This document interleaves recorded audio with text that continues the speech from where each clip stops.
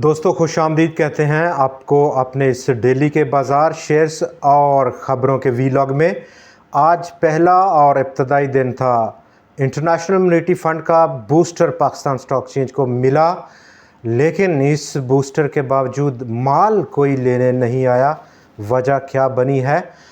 Unexpected, widely unexpected था IMF का ये बूस्टर, जहां पर स्टाफ लेवल एग्रीमेंट को पहुंचा पाकिस्तान। उसकी तफसीलात आपने जानी, उसका आगे का हम तवक्कुआत क्या रहेंगी बाज़ार की, उस पर बात करेंगे।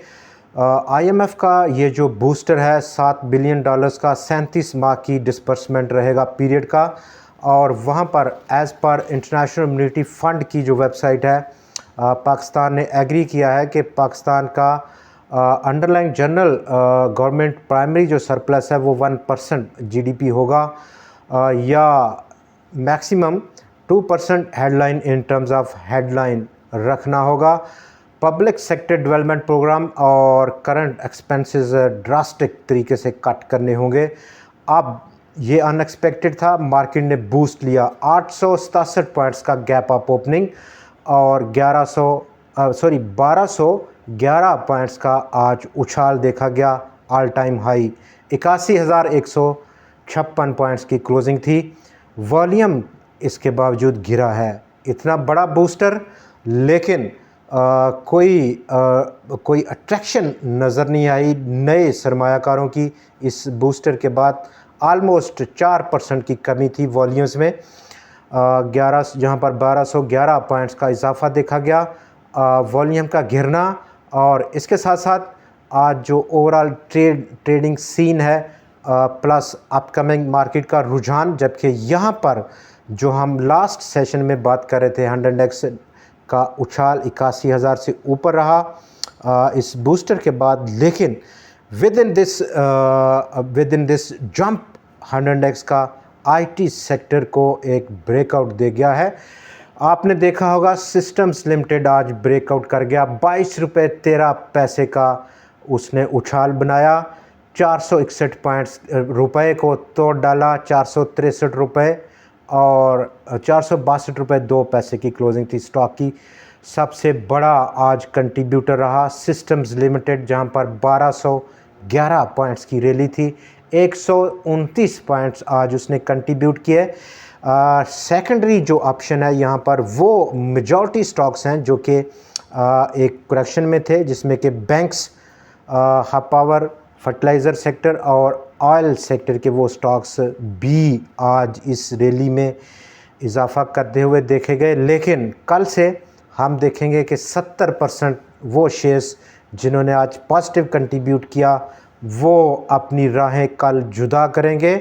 फूड सेक्टर, रिफाइनरी, पेपर और बोर्ड, टोबैको और इसके साथ साथ रियल एस्टेट सेक्टर, ये वो सेक्टर्स हैं जिन्होंने आज मनफी कंट्रीब्यूट किया।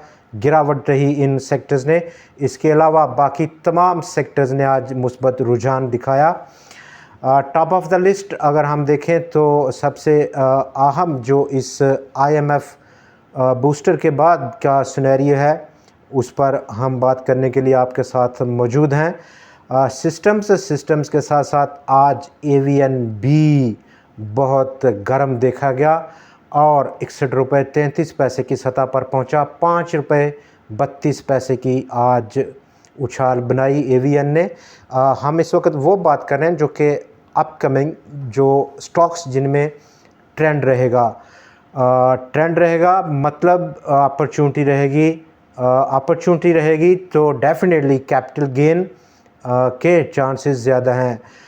दूसरी तरफ वो स्टॉक्स जो कि आज ज़बरदस्ती इस रैली का हिस्सा बन गए, जिसमें कि एमसीबी, लकी, बैंक अल हबीब, यूबीएल या कुछ दूसरे स्टेज हैं, जिसमें कि पीपीएल, ओजीडीसी, ईफल्ट, पीएसओ, सर्विस और मारी पेट्रोलियम, एफएफसी जो कि 4 रुपये 62 पैसे का आज इजाफा था।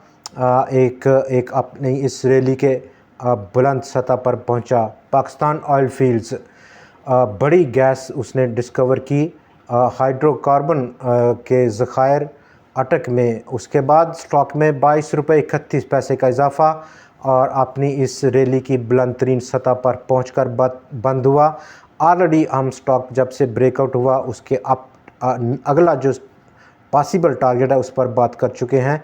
एंग्रो कॉरपोरेशन भी एक इमर्जिंग स्टॉक है जो कि पिछला हाई छूने की पोजीशन में है। एमसीबी, हब पावर के साथ साथ बैंक अल हबीब, जबकि यूबीएल, ये वो स्टॉक्स हो सकते हैं जो कि पिछला हाई कम से कम छूने की पोजीशन में है और इनमें से ऑलमोस्ट 60-70% टोटल पोटेंशियल रखते हैं कि पिछला हाई लेवल छू सकें।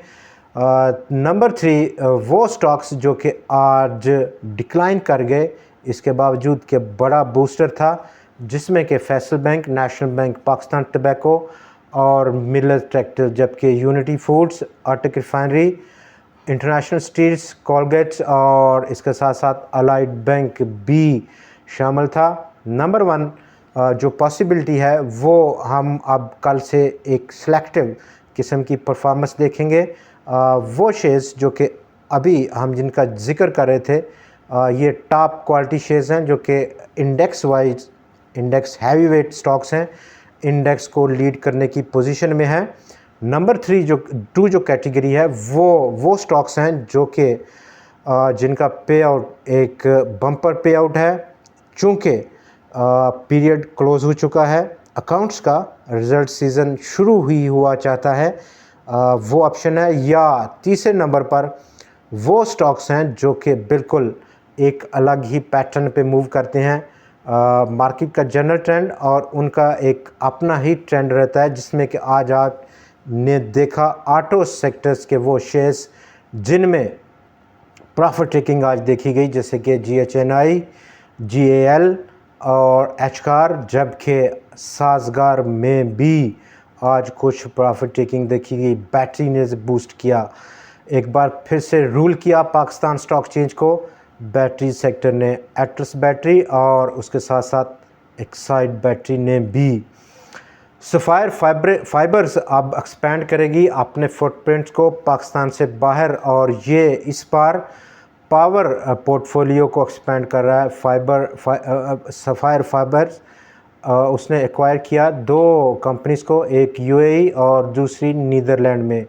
रेट आज जो उसका रहा वो 1574 रुपये का था, जबकि पोटेंशियल सफ़ायर फाइबर्स की ऑलमोस्ट 2070 रुपये की सतह पर देखी जा सकती है। दूसरी तरफ अगर हम नेगेटिव न्यूज़ में देखें तो पेट्रोलियम की प्राइसेस आज रात से बढ़ने का काफ़ी इम्कान है। Number 2 cement dealers association of Pakistan ने अक्रॉस द कंट्री एक बड़ी स्ट्राइक की कॉल दी गई है। उनकी डिमांड है कि विद होल्डिंग टैक्स जो कि बढ़ा है इस बजट में, उसको गवर्नमेंट रिवाइज़ करे, वापस ले, नहीं तो स्ट्राइक और इनडेफिनेट पीरियड ऑफ टाइम तक के लिए स्ट्राइक रह सकती है। जबकि मसूद टेक्सटाइल 3 अरब रुपए पकड़ने की कोशिश में है और ये 3 अरब रुपए वो पकड़ने की कोशिश में है। इसको जारी करने के नतीजे में Pakistan stock exchange Atlas Islamic fund की लिस्टिंग की मंजूरी दी आज बोर्ड ने, जो कि 19 जुलाई यानी फ्राइडे से शुरू हो रहा है। कल और परसों 2 दिन बाज़ार बंद रहेगा। इस वीकेंड जो कि वीकेंड के बाद दोबारा से वीकेंड हम देखेंगे। अपसाइड जो रुझान है अब 100 का, चूँकि ऑल टाइम हाई है, वो बिलतरतीब 83,533 पॉइंट्स का वो ट्रेंड लाइन का रेजिस्टेंस लेवल, जो कि इससे पिछली बार 81,000 पॉइंट से 80,000 पॉइंट्स पर 100x ने छुआ था, डिप ली थी। सिलेक्टिव किस्म की परफॉर्मेंस हम तवक्को करेंगे और आज का जो माल ना लेने की बड़ी वजह है, बिज़नेस एक्सपेंड नहीं किया, हमें ये वॉल्यूम्स बता रहे हैं। आज के 52 करोड़ शेयर्स का आज टोटल कारोबार था बाज़ार में, कल के यानी कि फ्राइडे के 54 करोड़ शेयर्स के मुकाबले में 31 अरब रुपए की टोटल मालियत थी। आज के 52 करोड़ शेयर से ज़ायद के कारोबार की 4% की कमी हुई डे ऑन डे बेसिस पर। यहाँ पर नज़र ये आ रहा है कि इस हाई लेवल पर थोड़ा सा साइडलाइन व्यू, बेहतर व्यू देख रहे हैं सरमायाकार। नई पोजीशंस को नहीं लिया। इन केस कि नई पोजीशंस बहुत सारी ली जाती, जिसमें कि आज हम नंबर ऑफ़ ट्रेड्स में भी देखें तो बहुत बड़ा कोई डिफरेंस नहीं आया। वॉल्यूम गिरा, नंबर ऑफ़ ट्रेड्स गिरे। इसके साथ साथ के 456 शेयर्स में आज ट्रेड ज़रूर हुआ। 299 शेयर्स की कीमतों में इजाफा, 143 की कीमतों में गिरावट देखी गई और 14 शेयर्स आज मुस्तहकम भी पाए गए हैं। सबसे बड़ा जो ये इंडिकेटर हमें बता रहा है कि फ़िलवक़्त पार्टिसिपेंट्स की जो स्ट्रैटेजी है वो साइडलाइन की है मौजूदा लेवल्स के ऊपर, चूँकि पिछले हफ्ते का वो फ़ैसला जो कि सुप्रीम कोर्ट ऑफ पाकिस्तान की जानिब से किया गया रिज़र्व सीट्स के मामले पर, उसने पॉलिटिकल टेम्परेचर्स को बहुत ज़्यादा बढ़ा दिया है, पॉलिटिकल इंस्टेबिलिटी की तरफ मोड़ा है, उसमें एक बार फिर से इजाफ़ा किया है।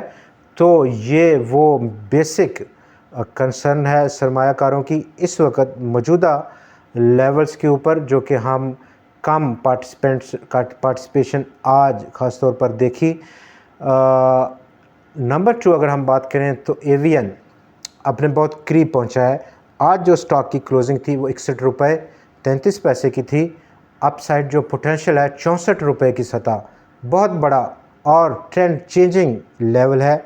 इन केस कि ये लेवल ब्रीच आउट हो तो डेफिनेटली एक नया ट्रेंड हम स्टॉक में शुरू होते हुए देखेंगे, जिसकी तवक्कुआत बहुत ज़्यादा बढ़ गई हैं। नंबर 1 हमारा जो स्टॉक है वो सिस्टम्स लिमिटेड है, जो कि आज ब्रेकआउट किया। अब डाउन साइड अगर हम रिस्क को देखें तो पेनिट्रेशन और false penetration downside retesting की उसकी पॉसिबिलिटी भी है। स्टॉप लॉस के लिए थोड़ा सा मुहतात रवैया अपनाते हुए रिस्क को मज़ीद थोड़ा सा एक्सपेंड ज़रूर कर सकते हैं। हम 2 से 2.5% डाउन साइड रख सकते हैं। अप साइड जो पोटेंशियल है वो 523 रुपये नेक्स्ट जो पॉसिबल रेजिस्टेंस है, या इस ब्रेकआउट के बाद अगला जो पॉसिबल रेजिस्टेंस है, स्टॉक हमें ले जाएगा 612 रुपये के अगले लेवल तक। आज के प्रोग्राम में इतना ही। अगले प्रोग्राम जो कि हम आपके साथ 18 जुलाई थर्सडे को करेंगे, तब तक के लिए हमें इजाज़त दीजिए। खुदा हाफ़िज़।